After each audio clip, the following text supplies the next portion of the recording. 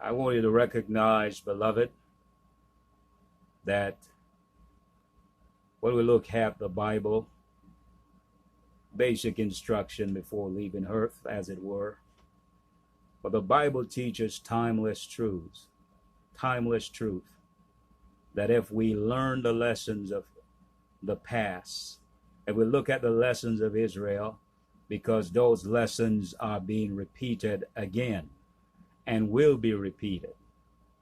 When we look at what was, we can understand what will be.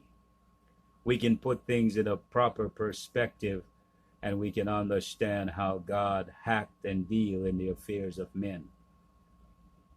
We are under the series now, the Exodus and Egypt. And so the first scripture come to us, and we're going to hang our hats there on the story of Joseph, Jacob, Joseph on his brothers. How did how did Israel end up into Egypt? How did it happen, beloved? What was the reason that Israel find itself in Egypt? Was it a mere happenstance? Was it God's will for his children to be led into bondage? You see, Egypt represents the world. Egypt represents the false god worship. Now, if we recall, the first monotheistic religion is Judaism. God called the patriarch Abraham from Ur of the Chaldees, out of an idolatrous house that he dwelt in. Called him into a land that he knew not of.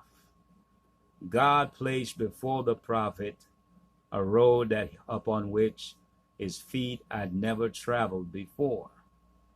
But like the prophet Abraham and all the children of faith, we have to walk by faith and not by sight.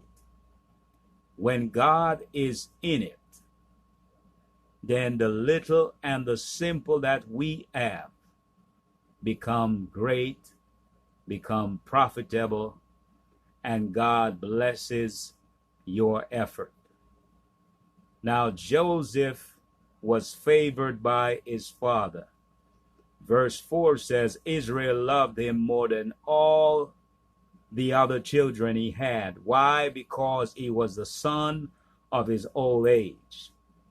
Jacob loved his son Joseph. Joseph was sent out to bring report back to his father to look at what they were doing, if they were being profitable with their time. And so Israel put him in a position of authority. Why? Because God's hand was on the lad. This was not no ordinary young man. He was extraordinary. And we now read from chapter 37 of the Genesis. And Jacob dwelled in the land where his father was a stranger, in the land of Canaan. These are the generation of Jacob, Joseph being 17 years old. How old was he? 17. Was feeding the flock with his brethren, and the lad was with the sons of Bela and with the son of Zilpah, his father's wife. And Joseph brought unto his father their evil report. Now Israel loved Joseph more than all his children, because he was the son of his old age. And he made him a coat of many colors. Israel go as far as to mark the lad, to put upon him a coat of many colors. But what makes this boy so special and extraordinary is that